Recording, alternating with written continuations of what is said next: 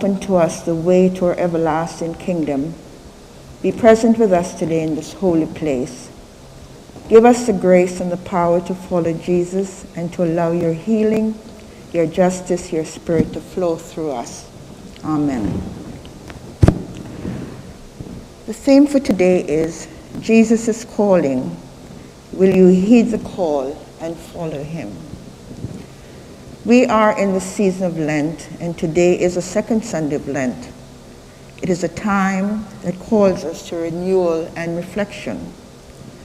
Part of our Ash Wednesday liturgy is a reading from the book of Joel, chapter 2, which reads, "Return to me with all your heart, with fasting, with weeping, and with mourning, and rend your heart and not your garment. Return to the Lord your God, for he is gracious and merciful, slow to anger and abounding in steadfast love, and he relents over disaster." The first Sunday in Lent finds Jesus and us, along with Satan, in the wilderness. Lent for us is like wandering through the wilderness as we try to empty ourselves. In order to receive this passage, Jesus is telling us to empty ourselves in order to make room for him. This second Sunday brings us to Jesus starting his ministry and the group of Galileans he selected to follow him. In today's gospel, we're told Jesus is teaching, telling them that the Son of Man would suffer and be rejected by religious leaders and be killed.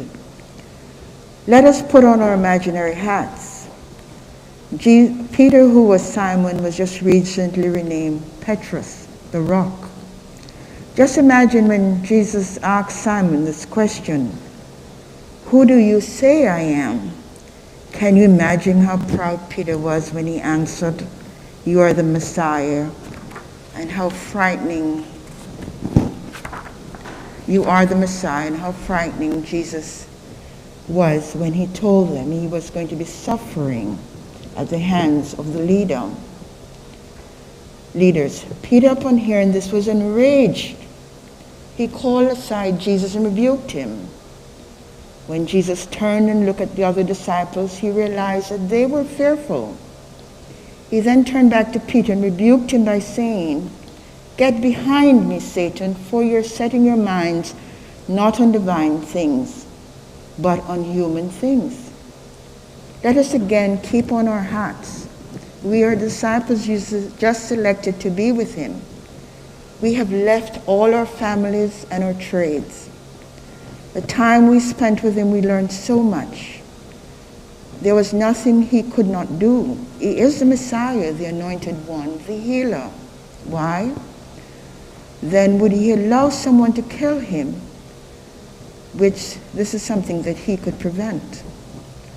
Naturally, we too would go into flight, and in going into flight, we miss the important part of the message. That Jesus said at the beginning that the Son of Man must undergo great suffering and be rejected by the elders, chief priests, and scribes, and be killed and rise again on the third day. In the disciples' days, the cross was brutal and barbaric. The cross was a tool of political power for the Romans.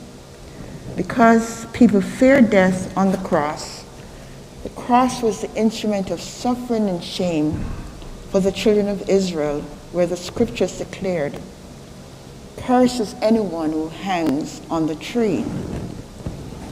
So I must confess that I am a little sympathetic towards the impulsive Peter, who became fearful and spoke out of turn. I can also understand Jesus rebuking him when he saw the fright on the other disciples' face. Jesus went on to tell his disciples, the people and us, about the criteria to become his disciples. He stated emphatically that, "If any want to be my followers, let him deny himself, take up the cross, and follow me."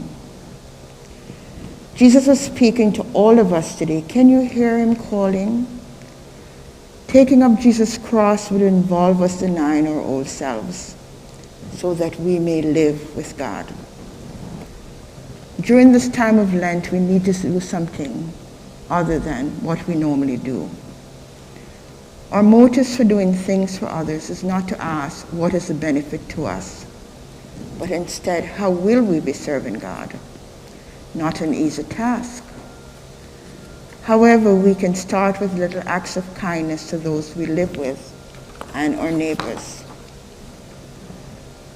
Part of denying oneself for us is to stop judging one another and ourselves.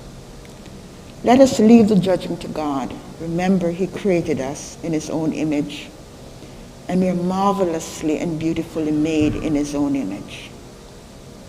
Taking up the cross, we are called to the public suffering for the sake of mitigation or defending anything or anyone which stands in the way of the good news of Jesus Christ, which we need to share and receive. More than this, I expect that we're called to build a world where it is no longer necessary to rebuke all these ways of being which tempts us, which calls us to a way which does not bring healing, justice, and hope, but a way that brings destruction. Can you hear that Jesus calls for us to be his hands and his feet? Are you willing to walk in that path and be one of the disciples? Go forth and be of good cheer. Amen.